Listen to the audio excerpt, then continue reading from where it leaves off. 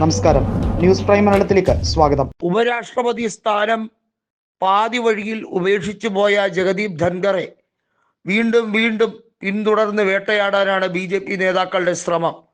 കേന്ദ്ര സർക്കാർ എല്ലാ രീതിയിലും അതിനുവേണ്ടിയുള്ള സ്വാധീനം ചെലുത്തുകയാണ്.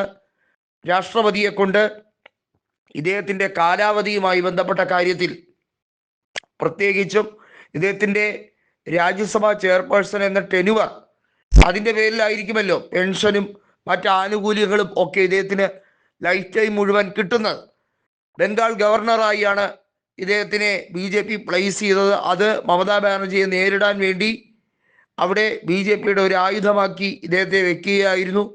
ഇദ്ദേഹം അത് ഭംഗിയായി നിർവഹിച്ചു എന്ന് BJPക്ക് ബോധ്യപ്പെട്ടപ്പോഴാണ് അദ്ദേഹത്തിനെ ഉപരാഷ്ട്രപതി സ്ഥാനത്തേക്ക് കൊണ്ടുവന്നത്.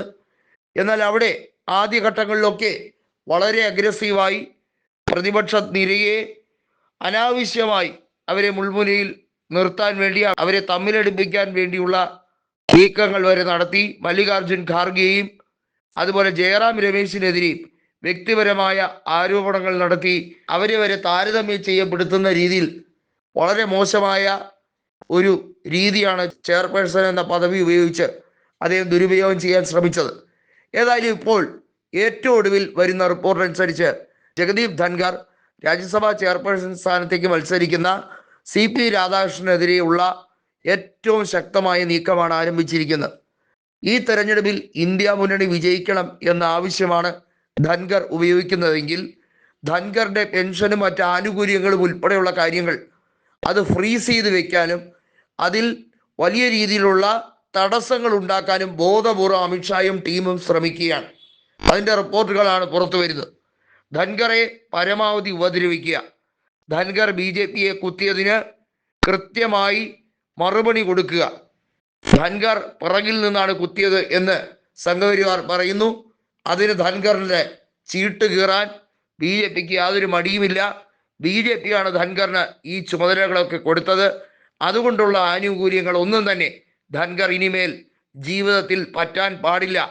എന്നാൽ പെൻഷനും ആനുകൂല്യങ്ങളും ഒന്നും വേണ്ട എന്ന് ധൻഖർ ഉറപ്പിച്ച് പറയും എന്നാണ് റിപ്പോർട്ടുകൾ വ്യക്തമാക്കുന്നത്. അത്തരത്തിലുള്ള ഒരു കാര്യം ചില മാധ്യമങ്ങളോട് അദ്ദേഹം തമാശ രൂപേണയെങ്കിലും പറഞ്ഞിട്ടുണ്ട് എന്നും അത് വളരെ സീരിയസ് ആയി അദ്ദേഹം ആലോചിക്കുകയാണെന്നും അത്തരത്തിലൊരു ആനുകൂല്യം നേടി ജീവിക്കേണ്ട ഗതികേട് തനിക്കില്ല എന്ന് ജഗദീപ് ധൻഖർ ഉറക്കെ പ്രഖ്യാപിക്കുന്ന രീതിയാണ്. നമുക്കറിയാം, BJPയുടെ അടിമകളായി നിൽക്കുന്നവരാണ് ഉപരാഷ്ട്രപതിയും രാഷ്ട്രപതിയും എന്നൊക്കെ ഇപ്പോൾ നമ്മൾ മനസ്സിലാക്കുകയാണ്. മുമ്പും രാഷ്ട്രപതി ഉപരാഷ്ട്രപതിയും ഒക്കെ ഉണ്ടായിട്ടുണ്ടെങ്കിലും അവരാരും ഇത്രയും മോശമായ രീതിയിൽ തരം താഴ്ന്നിട്ടുണ്ടോ എന്ന് നമുക്ക് സംശയം തോന്നും. അത്തരത്തിലാണ് ഇപ്പോഴത്തെ ഇവരുടെയൊക്കെ നിലപാട്.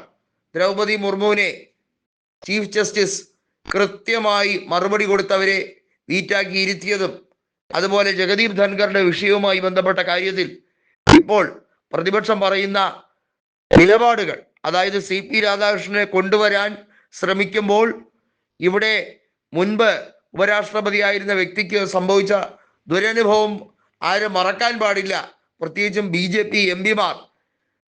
അതാണ് കൃത്യമായി ഹൈലൈറ്റ് ചെയ്ത് അവർ പറയാൻ ശ്രമിക്കുന്നത്.